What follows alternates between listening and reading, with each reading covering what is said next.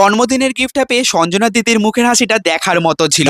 দাঁড়াও কি পেয়েছে সেটা আগে তোমাদেরকে দেখাই। কার্ডটা তো তোমরা আগেই দেখেছো, আর এই হচ্ছে সেই জন্মদিনের বোনের দেওয়া জামা। জামাটা দেখেই এক্সপ্রেশনটা দেখার মতন ছিল, মানে এত পছন্দ করে আর এত বেশি পছন্দ হয়েছে যে দেখেই খুশি হয়ে গেছে। আর ওকে দেখে আমরা সবাই হেসে ফেলেছি। ওই বলে না, যে ঠাকুর যে ফুলে সন্তুষ্ট, ঠাকুরের কাছে সঠিক ফুলটা পড়ে গেছে, তার জন্যই ঠাকুর তুষ্ট হয়েছে। এতক্ষণ ধরে কার্ডটা দেখছিল ঠিকই, কিন্তু কার্ডটা দেখে ভাবছিল যে খালি কার্ডটাই দিল আর কিছু দিল না। কার্ডটা দেখা শেষে যখন এই জামাটা চোখে পড়েছে, বাস খুশি দেখার মতন, পুজোর একটা নতুন জামা হলো। আর সঞ্জনা এদিকে বলছে, যাক আমার জন্মদিনের গিফট দেওয়া সার্থক হয়েছে, ওর পছন্দ হয়েছে। তবে কিন্তু জামাটা কিনতে বেশি কষ্ট হয়নি, গেছে টাকা দিয়ে কিনে নিয়েছে, আর কার্ডটা বানাতে অনেক সময় দিতে হয়েছে। জন্মদিনের নতুন জামাটা পরে কিন্তু বেশ ভালোই লাগছে, পুজোতে পরবে আর আবার 1 বছর অপেক্ষা করবে যে জন্মদিন কবে আসবে। আর জন্মদিন এলেই তো ভালো ভালো গিফট পাবে। তবে এরপরে জন্মদিনের জন্য কিন্তু অনেকটাই অপেক্ষা, প্রায় 1 বছর। এবারে জন্মদিনটাও খুব ভালো কাটলো।